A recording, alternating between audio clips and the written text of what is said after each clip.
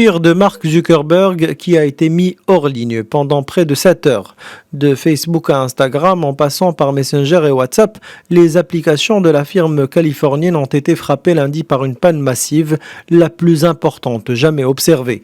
Des milliards d'utilisateurs ont été affectés et attendaient la résolution du grand bug en se tournant les pouces. Nous avons réalisé qu'il y avait une panne sérieuse en essayant d'envoyer des messages sur Facebook et WhatsApp, des messages qui refusaient d'être envoyés. On a pensé au début que c'est un problème de DNS, le système de nom de domaine, mais ce n'était pas le cas.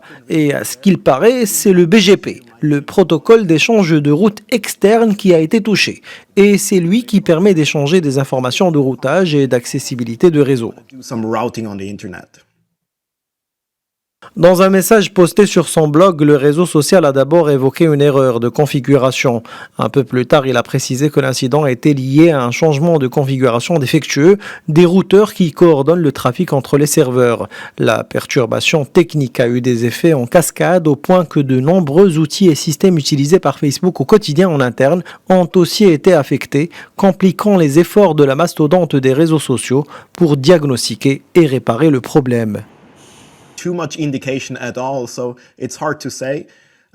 C'est très tôt pour dire si c'est une attaque de piratage ou pas. Rien ne démontre encore ce qu'il en est. Il y a eu dans le passé des attaques contre le BGP, l'objectif étant d'espionner le trafic. Mais à mon humble avis, ce n'est pas du cyberespionnage dans ce cas, mais simplement une erreur humaine, malheureusement.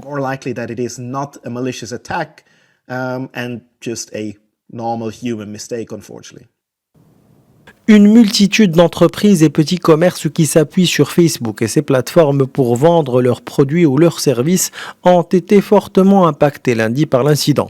La panne a d'ailleurs entraîné la chute de l'action du groupe de Mark Zuckerberg de 6% à Wall Street et les pertes en une seule journée sont estimées à 50 milliards de dollars.